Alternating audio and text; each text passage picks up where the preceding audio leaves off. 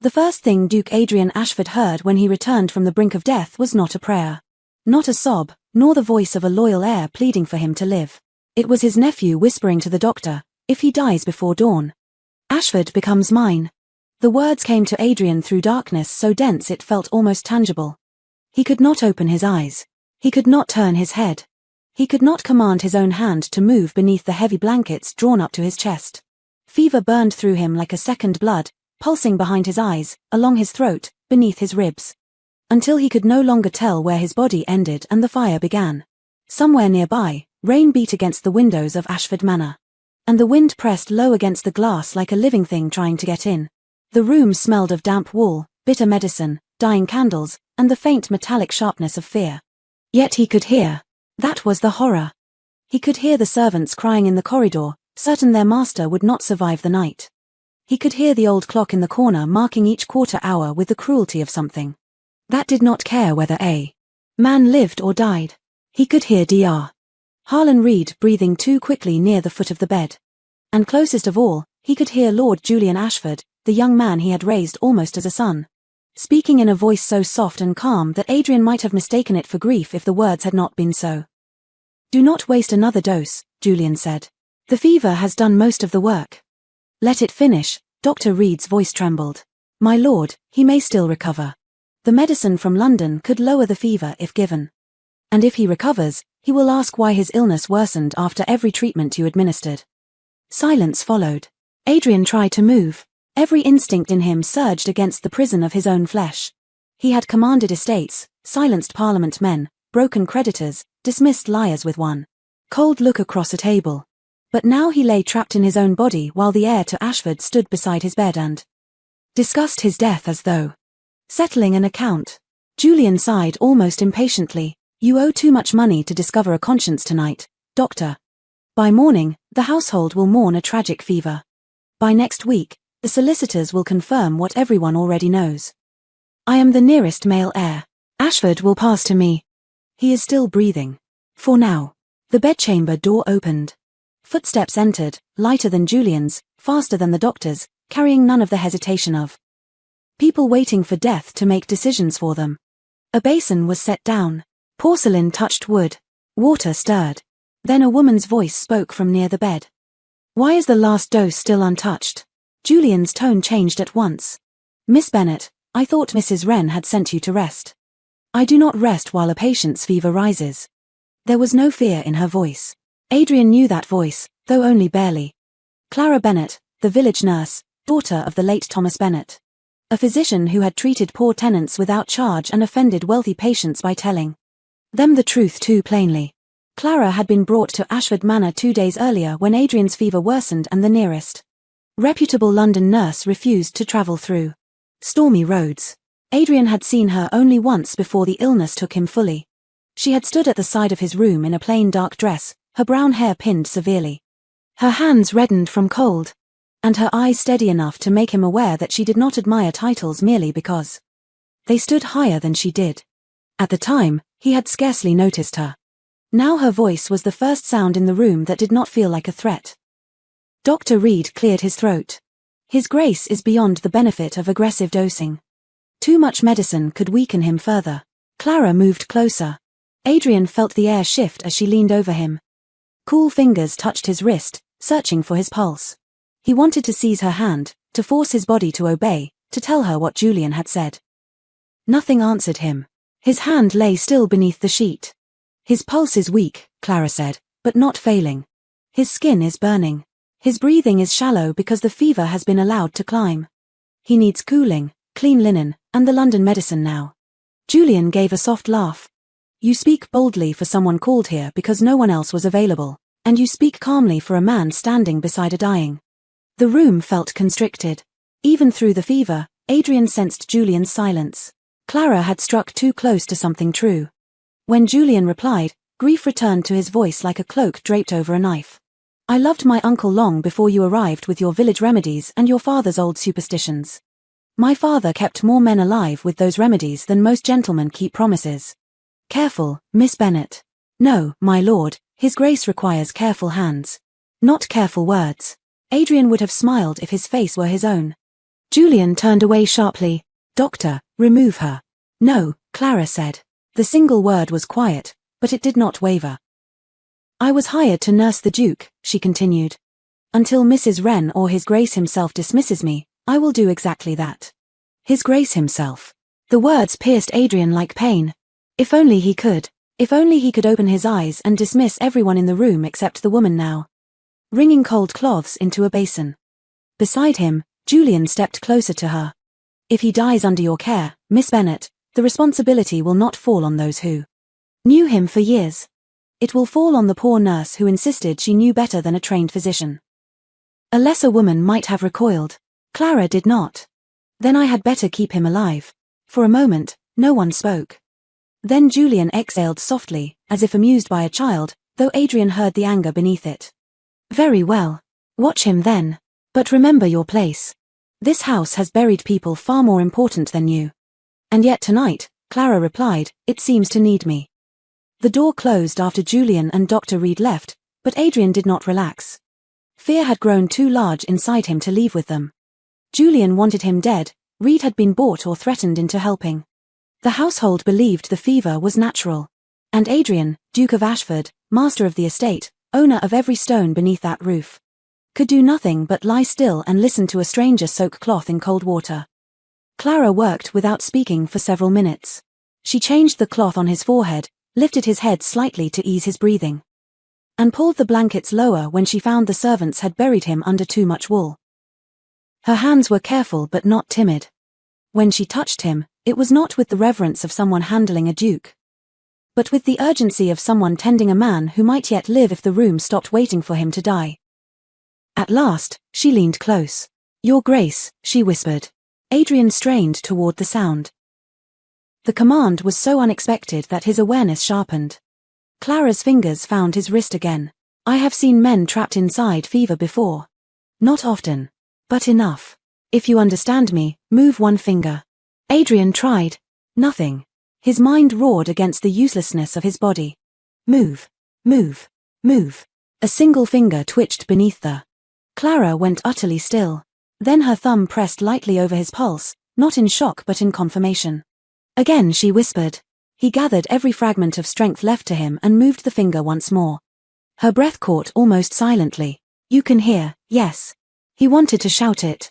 He wanted to tell her Julian had betrayed him. Reed had betrayed him. The medicine had been withheld. Death was not at the door by chance. It had been invited in by the man who would inherit everything. Clara bent lower, so close that no one outside the door could have heard her. "Do not wake yet." The words stunned him. "If they know you can hear, they will finish what they began before morning. Stay still. Let them believe you are lost. I will not leave you. I will not leave you." The promise came from a woman who owed him nothing. A woman he had barely acknowledged. A woman his class would have placed near the back door and thanked with coins if he recovered. Yet in that moment, her voice became the only rope thrown into the dark. Adrian moved his finger once in answer. Clara understood. From that hour, Ashford Manor became a battlefield disguised as a sickroom. Clara sent for fresh water every half hour, but she let only Mrs. Wren bring it. The old housekeeper had served 3 generations of Ashfords and did not frighten easily. When Clara quietly asked whether Lord Julian had access to the medicine cabinet, Mrs. Wren's face changed. When Clara asked whether Dr. Reed had brought his own bottles or used those stored in the house, Mrs. Wren crossed herself under her breath and went to check. Adrian drifted in and out of fever but always returned to the sound of Clara moving through the room. Sometimes he heard her speaking to him as though he were fully awake. Sometimes she counted his breaths. Sometimes she muttered angrily at Dr. Reed's instructions. Once when she thought he slept too deeply to notice, she whispered, "You have a stubborn heart, Your Grace. Use it." By morning, the fever had not broken, but he was alive. That seemed to anger Julian more than grief ever had. He entered shortly after dawn with Dr. Reed and 2 footmen dressed in black, as if already rehearsing morning. "Perhaps," he said, "you look exhausted, Miss Bennet, too exhausted to continue safely." "You look exhausted, Miss Bennet," he said. "Perhaps too exhausted to continue safely." Clara stood from the chair beside Adrian's bed. Her eyes were shadowed from the sleepless night, but her voice remained steady. His fever lessened twice after cooling. It rose again only. Reed's last mixture. Dr. Reed flushed. That is an outrageous implication. It is an observation. Julian looked at the cup beside the. Did you refuse the medicine prescribed by a physician? I refused to give a dose that smelled of foxglove. The room seemed to still. Adrian knew foxglove. A useful plant in careful hands. A deadly one in careless or criminal ones. Dr. Reed's outrage arrived too late to be convincing. You are a nurse, not a physician. You have no authority to contradict me. My father taught me what foxglove does to a weakened heart. Your father was a country healer. And yet he knew how not to kill a fever patient. Julian's face hardened. Enough. You overstep yourself. My uncle's condition is too grave for experiments by a woman who mistakes village experience for medical training. Clara lifted her chin. Then send for another doctor from London. No roads are passable. Then we keep him alive until they are. That is not your decision. No, she said, glancing once at Adrian's motionless face. It is his. And since he cannot speak, I will not let others speak death over him. Julian stared at her for a long moment. Then he smiled. It was the first time Adrian heard the true cruelty in him without disguise. You have grown attached to your importance here, Miss Bennet. But let us be clear. If the Duke dies, no one will blame his heir. No one will blame the physician. They will blame the unknown nurse who refused prescribed medicine. Do you understand? Clara did not answer. Remove her. Julian ordered. Mrs. Wren stepped forward. My lord, do not test me, Mrs. Wren. The footman hesitated. They were Ashford men, not Julian's, but the Duke lay silent. An authority, like water, flowed toward the nearest standing male when no one challenged it. One of them approached Clara with visible discomfort. Adrian felt desperation seize him. No. If Clara left, Julian would have the room. Reed would have the medicine. By nightfall, the fever would become a convenient grave. Move. His body refused. The footman touched Clara's arm. She did not struggle, but she looked back toward the bed. And Adrian felt the force of her gaze as if it had reached through the dark and found him. Move. His hand lay near the edge of the mattress. Beside it, on a small table, stood the glass Clara had used to wet his lips. He could hear it faintly whenever the table trembled from footsteps. Julian was speaking again, telling Clara she would be confined to the servants' wing until the household decided what to do with her. Dr. Reed was murmuring that the Duke needed quiet. Mrs. Wren was protesting. The footmen were drawing near. Adrian gathered every remaining piece of himself, every rage, every betrayal, every breath he had not yet surrendered, and forced his fingers outward. They struck the glass. It fell. The sound of shattering crystal tore through the room. Everyone froze. For one impossible moment, no one breathed. Clara turned first. She looked at the broken glass on the floor, then at Adrian's hand which had fallen limp. Again near the edge of the bed, Julian whispered, a spasm. But his voice had changed. Clara's eyes lifted slowly to Adrian's face. He still could not open his eyes. He still could not speak. But beneath the sheet, hidden from everyone else, his finger moved once against the mattress. Her expression did not break. But he knew she had seen. And Clara Bennet, the poor nurse Julian had tried to throw out before dawn, lowered her head as if accepting defeat. While her eyes promised the Duke of Ashford something far more dangerous. She knew he was awake. She knew he had heard. And now so did he. Clara Bennet allowed Lord Julian's footman to escort her from the sickroom because resisting would have taught him too much. She lowered her head like a defeated servant and let the corridor swallow her before she allowed herself to breathe. Behind her, Dr. Reed was muttering about spasms. Lord Julian was speaking in that smooth voice men use when fear tries to sound like authority. He ordered that no one enter the Duke's chamber without permission. And that Miss Bennet was to be watched until the household decided whether her reckless interference had worsened his Grace's condition. To anyone listening, Clara had lost. But beneath her lowered lashes, her mind was already moving. Adrian Ashford had heard everything. He had moved the glass deliberately. He was trapped inside his own fevered body, unable to accuse the nephew who wanted him dead. And unable to protect himself from the doctor who was supposed to save him. That truth terrified Clara more than she wished to admit, but it also gave her something Julian did not have. A living witness. Mrs. Wren found her at the end of the servants' passage, where the old housekeeper's stern face had gone pale. Tell me the truth, Mrs. Wren whispered. Was it a spasm? Clara looked back toward the closed sickroom door. No. Mrs. Wren closed her eyes for one moment. When she opened them again, she looked 20 years older and twice as dangerous. Then what do? We let Lord Julian believe he has frightened us, Clara said.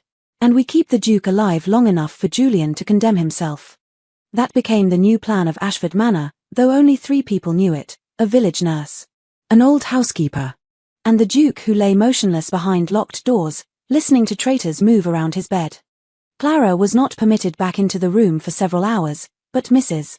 Wren was.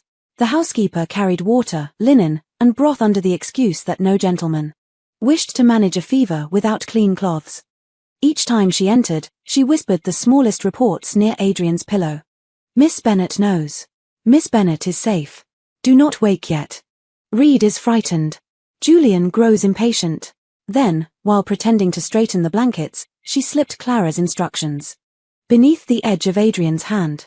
Move once for yes, twice for no. Save your strength. Adrian obeyed because obedience, for the first time in his life, had become an act of survival. Throughout the day, he listened as Julian performed grief for the household. His nephew spoke in the hall with a voice heavy enough to make maids cry. He told the steward that if the worst occurred, Ashford must remain dignified.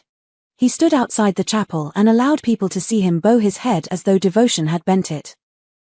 But when Julian entered the sickroom alone with Dr. Julian demanded, because the nurse refused the last dose. Reed answered, then give another. Not with half the household watching now. Then remove them. I am a physician, not an executioner. You became one when you accepted my money. A long silence followed. Adrian lay burning beneath the sheets and understood how easily murder could enter a noble house wearing polished shoes and a physician's coat. That evening, Clara was finally allowed back into the sickroom because Dr. Reed could not manage the fever without exposing his own incompetence. Julian stood near the fireplace as she entered, his expression pleasant enough to be murderous. You will do only what Dr. Reed instructs, he said. Clara dipped her head. Of course, my lord. Adrian knew at once she was lying. Her hands remained steady as she crossed to the bed. She looked first at the cup beside him, then the stained cloth, the medicine bottle, the basin, the ash in the fireplace, and the half-open drawer where Reed had left a packet of powdered herbs. Only after measuring the room did she touch Adrian's. Her fingers pressed once. Are you awake? Adrian moved one finger. Yes. Clara wrung a cloth and laid it across his forehead. There is foxglove in the mixture, she whispered. Not enough to kill quickly. Enough to weaken the heart and let the fever be blamed. His hand remained still, but his mind recoiled. I have kept the cup, she continued. Mrs. Wren found the invoice. A peddler sold dried leaves to a servant using Lord Julian. We still need his words. Words Adrian understood. Evidence could be challenged. Servants could be threatened. A village nurse could be dismissed as ignorant or ambitious. But Julian's own confession, heard by people of standing, would finish him. For 2 more days, they fought quietly. Clara changed the medicine when Reed looked away. Mrs. Wren hid the suspect bottles inside a loose stone behind the hearth. The old steward was brought into the secret after Mrs. Wren caught him weeping in the chapel and told him grief would be more useful if it learned to keep watch. Mr. Bellamy, the family solicitor, was summoned under the pretense that Julian wished to prepare for a possible succession. In truth, Clara needed someone present whose word could stand in court beside Adrian's. If Adrian lived long enough to speak. Julian, meanwhile, grew impatient. The fever had begun to loosen its grip. Adrian could feel it. His mind cleared for longer stretches. His fingers responded more easily. Once, in the deepest part of night, he managed to open his eyes a fraction while only Clara sat beside him. Her face was turned toward the candle, shadowed with exhaustion, and for a moment, he saw not a servant, not a nurse, not a woman beneath his rank, but the person standing between him and the grave. He wanted to say thank you. He wanted to say he was sorry he had never noticed the people his estate depended upon, until his life depended upon one of them. His lips did not move. Clara looked down just as his eyes closed again. She took his hand beneath the blanket and held it, not like a nurse checking a pulse, but like someone lending courage to a man who had spent his life pretending he required none. Not yet, she whispered. But soon. On the fourth night, Clara spread the rumor herself. She let a kitchen maid hear her tell Mrs. Wren that the Duke's pulse had weakened again. She allowed Dr. Reed to see her carry away stained linen with a grave face. She stood in the corridor while Julian passed and said just loudly enough that if his Grace survived until morning, it would be a miracle. Julian believed her because ambition always trusts bad news when it arrives dressed as opportunity. Near midnight, he entered the sickroom with Dr. Reed. The curtains were drawn. The fire was low. Adrian lay pale and still beneath the sheets, breathing shallowly because Clara had taught him how. Behind the tall folding screen near the wardrobe stood Clara, Mrs. Wren, Mr. Bellamy the steward, and 2 footmen who had served Ashford longer than Julian had coveted it. Reed approached the bed first. "This is madness," he whispered. "He is weaker, yes, but not dead. If we stop now, perhaps." "If we stop now," Julian said, "he may wake. If he wakes, he will remember enough to ruin us both. He cannot know." He broke the glass. A spasm. "You did not see the nurse's face. She knows something." Clara felt Mrs. Wren's hand close around her sleeve, holding her still. Julian moved to the table. Glass clinked softly. "One final dose. By morning, the fever will have taken him. The nurse will be blamed for interfering with your. You will testify that she refused proper medicine." "I will. The estate will pass where it should have gone years ago." Reed's voice cracked. "He raised you. And kept me waiting." The words fell into the dark like a body into water. Julian continued, anger loosening what caution had kept tied. "Do you know what it is to stand beside a man everyone praises and know that every acre, every title, every coin depends on the timing of his death? I smiled at his tenants, I listened to his lectures, I endured his superiority. And all the while, he treated me like a boy who should be grateful for crumbs from his own inheritance." "It was not yours yet," Reed whispered. "It should have been." Julian lifted the bottle. Clara stepped from behind the. "No," she said. "It never was." Julian turned so sharply the bottle nearly slipped from his. For one stunned moment, his face was stripped bare of charm. Then he saw the others emerge behind her one by one and understood too late that the sickroom had become a courtroom. Mr. Bellamy's voice was cold. "Lord Julian, I advise you to set that bottle down." Julian recovered quickly, though not completely. "This is outrageous. A servant's ambush in my uncle's sickroom. Miss Bennet has manipulated you all. She is a village nurse desperate for importance, and now she stages theatre over a dying man." Clara held up the invoice Mrs. Wren had found. "This bears your seal." "A forgery." Mrs. Wren placed the hidden bottles on the table. "These were removed from His Grace's room after every decline. Planted." Dr. Reed looked as if he might faint. Julian saw that weakness and seized it. "Doctor, tell them. Tell them His Grace's illness was natural. Tell them this woman interfered." Reed opened his mouth, but no sound came. Julian's eyes sharpened. "Tell them." The doctor looked toward Adrian, then toward Clara, then at the bottle in Julian's hand. Something in him broke, perhaps conscience, perhaps cowardice, realizing it had chosen the losing side. "I altered the doses," he whispered. "Lord Julian paid my debts and threatened to expose me. The foxglove was meant to weaken the Duke's heart so the fever would appear fatal." Julian lunged toward him. The footman caught him at once. "Still," he fought with words, "no one will believe this. No one will take the word of a disgraced doctor and a nurse over an Ashford heir." A sound came from the bed. Small at first. A breath dragged across a raw throat. Then another. Clara turned. Adrian's eyes opened. The room froze as if death itself had stepped back to listen. He was pale, hollowed by illness, and too weak to rise without effort, but the authority in his gaze returned before strength did. Clara hurried to him, but he moved his hand just enough to stop her, not in rejection, but because he needed to speak while the room still held its breath. "I heard you," Adrian said. Julian went white. Adrian's voice was rough, barely more than a rasp, yet every word carried. "The first night, before Clara entered, I heard you tell him not to waste another dose. Uncle, do not call me that." The blow of those words landed harder than shouting would have. Julian's mouth opened, but his charm had no room left to stand. Mr. Bellamy gave a sharp order, and the footman took him from the room while he struggled, cursed, and finally shouted that Ashford should have been his. Dr. Reed sank into a chair and covered his face. Mrs. Wren began to cry silently, though she turned away at once, offended by her own emotion. Only Clara stayed beside the bed. Adrian looked at her, and all the power he had reclaimed seemed suddenly insufficient for what he needed to say. "When I could not speak," he said, "you heard me. You made yourself heard." "No," he answered.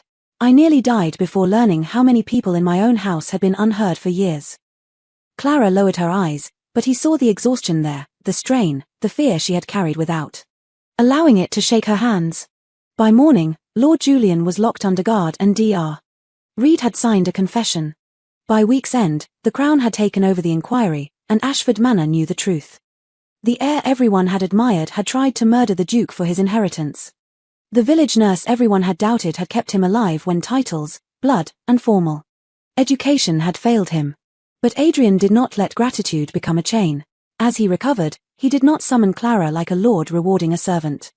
He asked if she would oversee the building of a proper infirmary on Ashford land, one open to tenants, labourers, and village children who had once depended on the kindness of her father. Clara tried to refuse at first. She said she would not be turned into a story the nobility could praise at dinner and forget by spring. Adrian listened. That, more than the offer, unsettled her. "This is not a reward," he said. "It is the first useful thing Ashford has done in years." The infirmary opened 2 months later in a stone building near the old orchard where sunlight touched the windows all morning. Clara filled it with clean linen, drying herbs, locked cabinets, and a rule that no patient would ever be turned away because his coat was worn or her name meant nothing in a drawing room. Adrian visited often, sometimes with estate papers, sometimes with supplies, and sometimes with no excuse at all except the one neither of them spoke for several weeks. On the first clear afternoon of spring, he found Clara in the herb garden behind the infirmary. She was kneeling beside a bed of newly planted lavender, sleeves rolled to her elbows, sunlight catching loose strands of her brown hair. She looked up when his shadow fell across the path. "You should not stand too long," she said. "You are still recovering. I have been told I have a stubborn heart." "That does not make it sensible," Adrian said. "But it did bring me here." Clara rose slowly. There was caution in her face, not fear exactly, but the guardedness of a woman who had spent her life being useful and mistrusting the moment. Usefulness began to look like affection. "If this is about the infirmary accounts, Mrs. Wren has them. It is not about accounts." The air changed between them. Adrian stepped closer, stopping before nearness could become presumption. He had commanded men all his life, but he would not command this. Not her. "When I could not speak, you heard me," he said. "When I could not move, you fought for me. But I do not love you because you saved my life, Clara. I love you because you made me understand what kind of man I had become. And what kind of man I still want to be." Her eyes filled before she could look away. "I will not ask you to stay because Ashford needs you," he continued. "It does. But that is not enough. Stay only if you want to be loved here. Not as my nurse. Not as the woman who saved me. Not as someone I owe a debt to. Stay because I love you and because I will spend every day proving that love without making a cage of it." For a long moment, Clara said nothing. The wind moved gently through the lavender. Somewhere inside the infirmary, a child laughed and the sound drifted through the open window into the garden. "And if I stay," Clara asked softly, "will you still listen when I tell you the truth?" Adrian answered without hesitation, "Especially then." A tear slipped down her cheek and this time she did not. Adrian lifted his hand slowly, giving her every chance to step back. When she did not, he touched her face with the reverence of a man who understood that tenderness was not another form of possession. Then he bent and kissed her. It was not a vow made before society. Not a claim sealed by a ring. Not a grand gesture meant to turn a nurse into a duchess in the eyes of others. It was quieter than that and true for being quiet, a kiss full of gratitude, regret, wonder, and love. Given by a man who had nearly lost his life before finding his heart. When they parted, Clara rested her forehead against his shoulder. "I heard you first," she whispered. Adrian closed his eyes and held her carefully. The room where he had nearly died no longer ruled him. The nephew who had betrayed him no longer defined his bloodline. The house that had once waited for inheritance now had an infirmary filled with living voices. And in the garden behind it, the Duke of Ashford stood with the woman who had heard him in silence and loved him without needing him, powerless. For the first time in his life, Adrian did not feel like a man saved from death. He felt like a man being taught how to live.